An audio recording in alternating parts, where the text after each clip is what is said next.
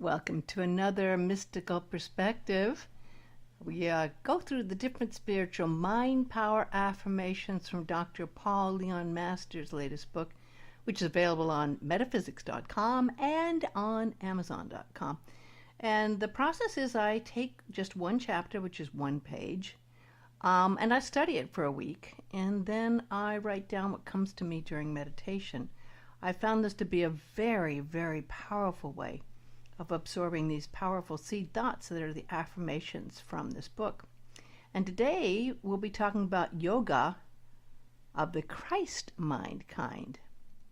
Now, this is a very interesting subject because so many people are doing yoga. I do yoga every day. I've done yoga for 40 years. But what's happened is we have westernized yoga. We've made yoga a physical workout, very strenuous workout, a way to get in shape, and I think we've totally lost the real creation of yoga's purpose. And we're going to go over these affirmations which bring you back to the original purpose. We'll go to Patanjali's teachings, which kicked this all off so long ago at 400 AD. And then bring it up to date where how this started coming to the West. And we'll look into it. But we start with the affirmations always. So let's start with the affirmations. I read them twice. I read it first and then I repeat it. The first affirmation on the subject is Raja Yoga. Here's the affirmation. I work successfully with the inner energy/matter of my mind, guided intuitively by God's presence to find and awaken to God's universal mind spirit. Now, how many times do they ever tell you that in a yoga class? I don't think ever. I'm going to repeat this and you can repeat after me if you wish. I work successfully with the inner energy/matter of my mind, guided intuitively by God's presence to find and awaken to God's universal mind spirit. Now, we're going to be going quite a bit into this because this goes to the root of what yoga originally was meant to be. And it's just very, very rarely found. I do think that people with self-realization fellowship, Paramahansa Yoga group, have maintained that. But very, very few yoga classes maintain this. The next affirmation's on meditation. No surprise here. We do meditation every week. Through my daily practice of meditation, I achieve the relaxation and concentration necessary to make my mind one-pointed to work with the inner energies of consciousness within me. Now, as you know, I meditate every day, have done so since I've been 14, and it's a very key part of all of the metaphysical teachings is the daily meditation. I'll repeat, through my daily practice of meditation, I achieve the relaxation and concentration necessary to make my mind one-pointed to work with the inner energies of consciousness within me. Now, we talk a lot about meditation on these weekly talks, and this one's a little different because it talks more about being one-pointed to work with the inner energies and consciousness within ourselves. And it talks more about concentration, which of course is important. And that's a part of the yoga process. The next one, which I'll have a chance to go into deeply after we're through with the affirmations, is Vrittis, Vrittis. Through God's presence within me, I am intuitively guided in working with the inner energies, Vrittis, of my mind, that the color frequencies may be reabsorbed into light, parentheses, Christ consciousness, of universal mind/spirit or God. This is a very deep subject, and it goes to that point we always talk about when you begin meditation. Seeing those lights and the colors in your inner eye and what you do with them. So this is a rather deep one. Let's repeat. Through God's presence within me, I am intuitively guided in working with the inner energies, vrittis, of my mind, that the color frequencies may be reabsorbed into light, Christ consciousness in parentheses, or universal mind/spirit or God. Now this ties in why we have the title Yoga of the Christ Mind kind on the subject. You're tying in God's presence within yourself to be guided to work with these inner energies and all of those color frequencies, which are thoughts in color, to take them back to the light of Christ consciousness or of the universal mind or the Spirit of God. This is an amazingly powerful meditation that you can do as well. The next affirmation's on Chitta, Chitta, Chitta. Through God's presence within me, I am intuitively guided in working with the mind stuff, Chitta, to turn mind forms into energy and energies to color frequencies that may be reabsorbed into light, parentheses, Christ consciousness, of universal mind, spirit, of God. Now you notice that's very similar to the affirmation above, but the difference is you're taking the mind forms of energies, and then those energies to color frequencies then are then reabsorbed into light. Repeating that. Through God's presence within me, I am intuitively guided in working with the mind stuff, Chitta, to turn mind forms into energies and energies to color frequencies that may be reabsorbed into light, Christ consciousness, of universal mind/spirit or God. This is again very, very, very deep. This is what you do when you understand the true power of going within and actually working with light and working with your mind and working with your thoughts and changing those energies to be reabsorbed into the light. This is an amazing transformation and clearing process. The next one is working with. Through deep meditational relaxation, the inner energies, in parentheses, vrittas, of my mind are slowed and stilled to the point where the color frequencies may be reabsorbed into light, Christ consciousness of universal mind/spirit or God. Again, this ties in with the last two. This is the working with that. Repeating, through deep meditational relaxation, the inner energies, vrittis, of my mind are slowed and stilled to the point where the color frequencies may be reabsorbed into light, Christ consciousness of universal mind/spirit or God. Now, we know a lot since this was first written about the different waves, the theta waves, the beta waves, and there's many even pieces of music that work with these very things. This has been a practice that has been around in the yoga tradition for, well, almost 2,000 years. The next affirmation is third eye.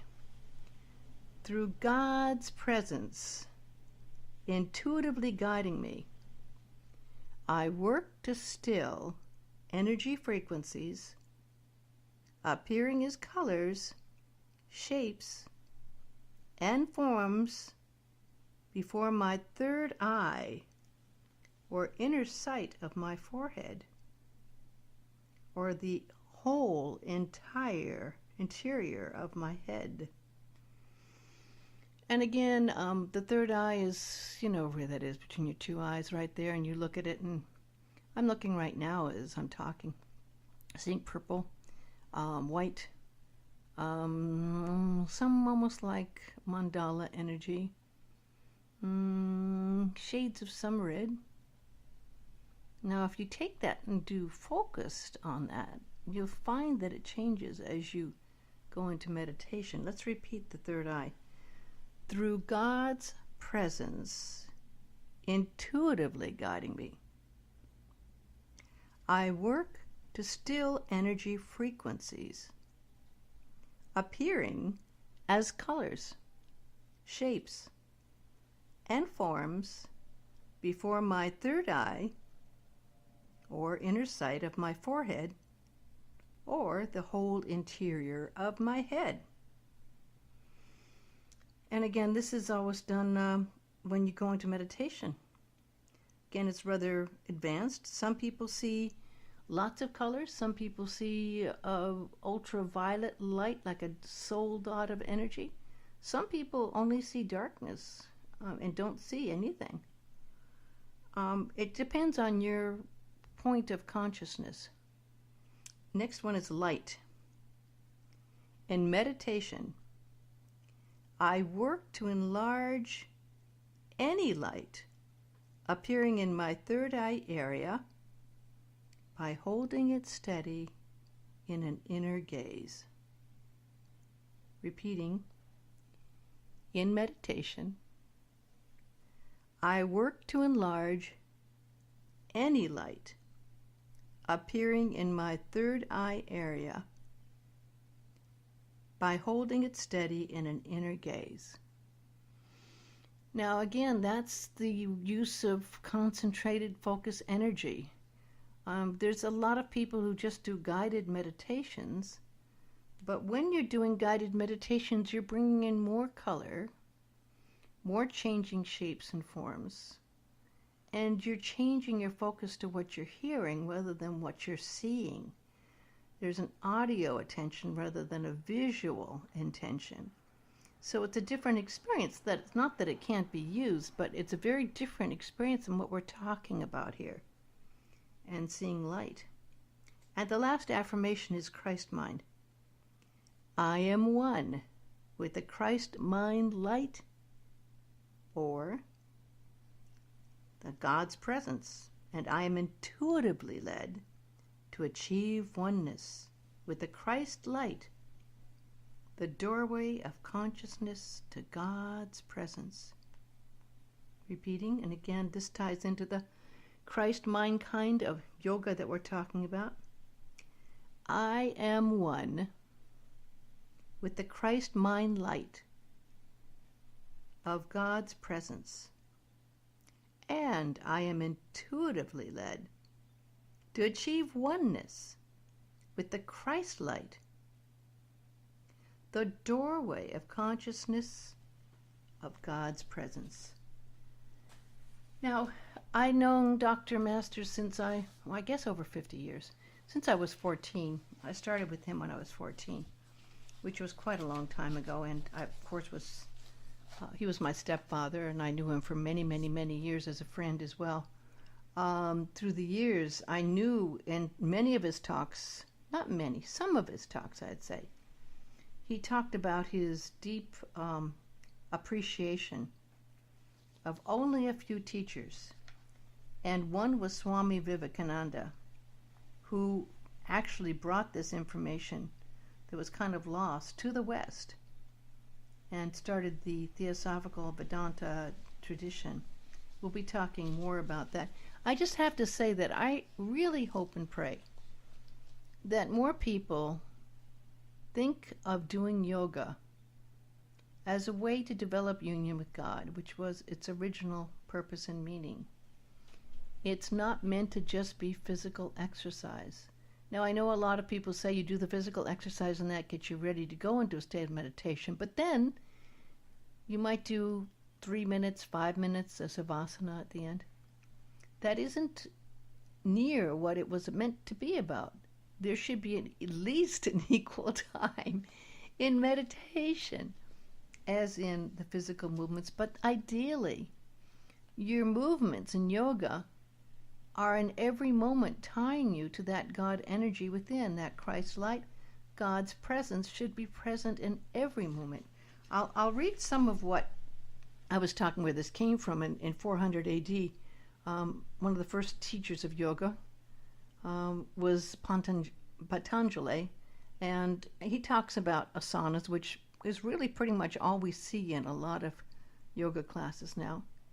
But he says that they are motionless.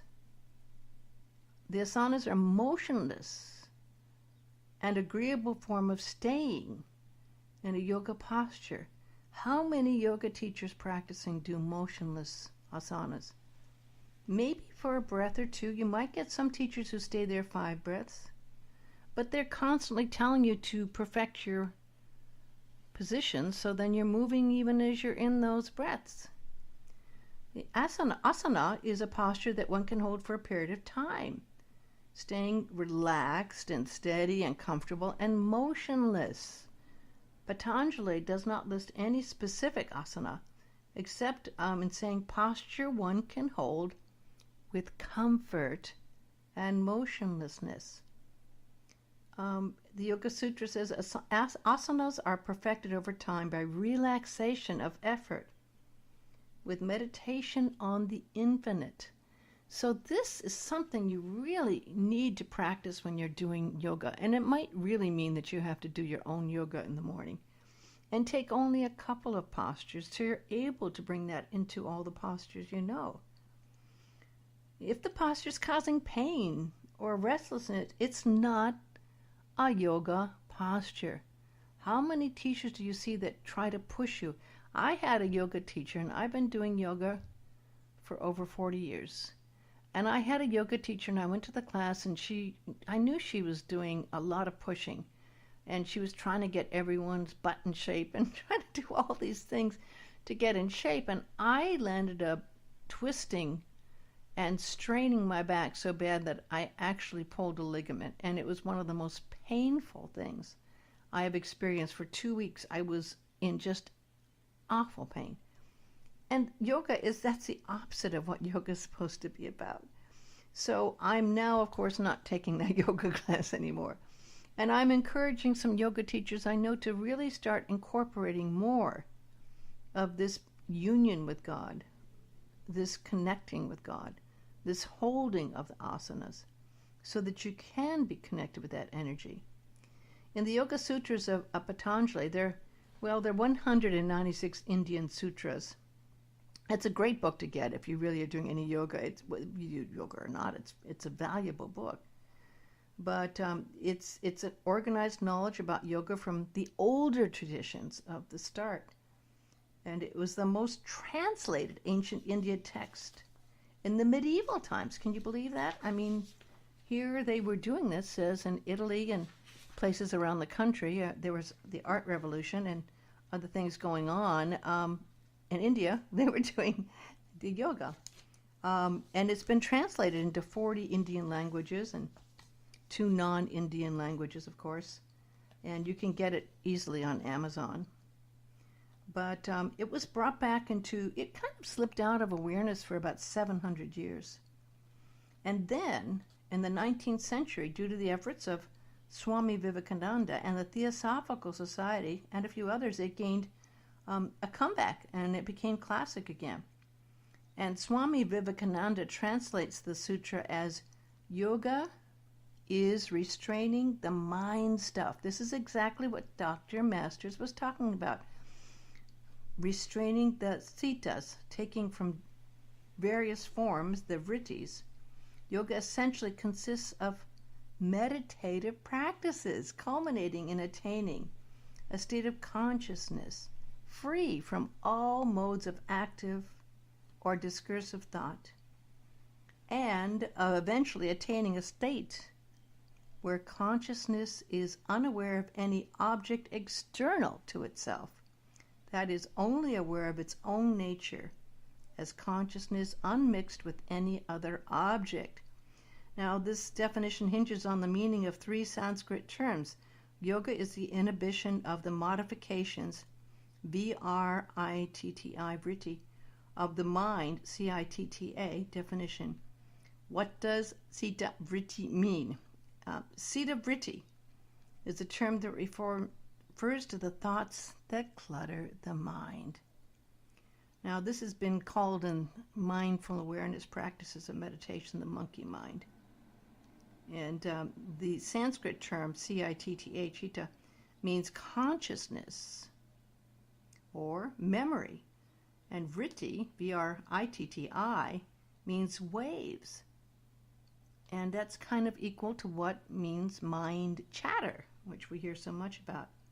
And one of the goals of yoga is to take control of the chitta vritti by quieting the mind, thereby reducing stress and increasing self-awareness. How important is that in today's world? I mean, that is so key. So when you become aware of this and you do yoga practice, this is something that really should be incorporated into your yoga. This is an amazing thing. I would recommend getting Swami Vivekananda's teachings. He has a book on Bhakti Yogi, Raja. You know, we talked in the book about that. Raja Yogi is what was first mentioned. Raja Yoga was the first affirmation we had here. Bhakti Yoga is the love aspect of yoga. And it's very, very, there was a book actually that Vivekananda did in 1896. It came out, Raja Yoga. And it was a big success back then. And it was very influential in the Western understanding of yoga. Of course, in Patanjali, he says there's the aspect of pranayama. We know that means prana, breath, and yama, restraining, extending, stretching. Now, anyone that practices meditation knows how important understanding breath is. Of course, Kundalini yoga, all practices of yoga do some kind of forms and often do, ways of regulating and inhaling and suspending exhalation. And that, of course, we know also connects with our thoughts and the colors we see. And then there's in Patanjali, the pratyahara is drawing the senses within one's awareness. Again, that relates to meditation. It's a process of bringing your interior into your awareness and removing the external objects. It's a step of self-extraction and abstraction. It empowers you to stop being controlled by the external world. I guess that means putting your iPhone away or turning it off, right? And pratyahara marks the transition of the yoga experience from the first four limbs. And it brings you to the next one, which is dharana, means concentration, introspective focus in one pointed mind. Now, Dr. Masters and those affirmations brought up that concentration. And again, in the Indian tradition, that was done by mantras.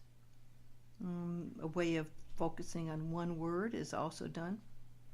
And the seventh one is dhyana, meaning contemplation, reflection, profound, abstract meditation. This is, again, is from 400 AD. It's the pure thing. Then the last one and the highest of the 8 limbs is samadhi.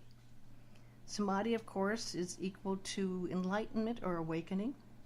It literally means putting together, joining, combining with union, harmonious whole, trance. Samadhi is oneness with the subject of meditation. There's no distinction during that 8th limb of samadhi between the actor of meditation, the act of meditation, and the subject of meditation. Object, subject, all disappear into oneness in that spiritual state where you're so absorbed in what you're contemplating. There's a wealth of information here. I'm just so glad that Dr. Masters brought this forth, and I really encourage, rather than doing a regular meditation, which I usually do, I'm going to encourage you to do a couple of yoga postures, asanas, and try to go into that state of meditation and give yourself time in each posture. You'll find what the postures really are doing and what they are really meaning. There's a reason for every movement and every posture that you never get to experience when you're going quickly from one posture to another. Try to experience your awakening while you're doing yoga. I'll close with the Aramaic Lord's Prayer as I do every week. Father, Mother of the Cosmos, shimmering light of all, focus your light within us as we breathe your holy breath. Enter the sanctuary of our hearts, uniting within us the sacred rays of your power and beauty. Let your heart's desire unite heaven and earth through our sacred union. Help us fulfill what lies within the circle of our lives today. Forgive our secret fears as we freely choose to forgive the secret fears of others. Let us not enter into forgetfulness tempted by false appearances. For from your astonishing fire comes the eternal song, which sanctifies all, renewed eternally in our lives and throughout creation. We seal these words in our heart, committed in trust and faith. Today's talk was based on Spiritual Mind Power Affirmations by Dr. Paul Leon Masters' latest book. And you can get that book at metaphysics.com and amazon.com. I have, I think, 13 or 14 episodes. You can go to mysticalperspectives.com, my website, to get the whole series that I've posted, mysticalperspectives.com. I thank you so much for being here today and listening, and have a wonderful yoga meditation.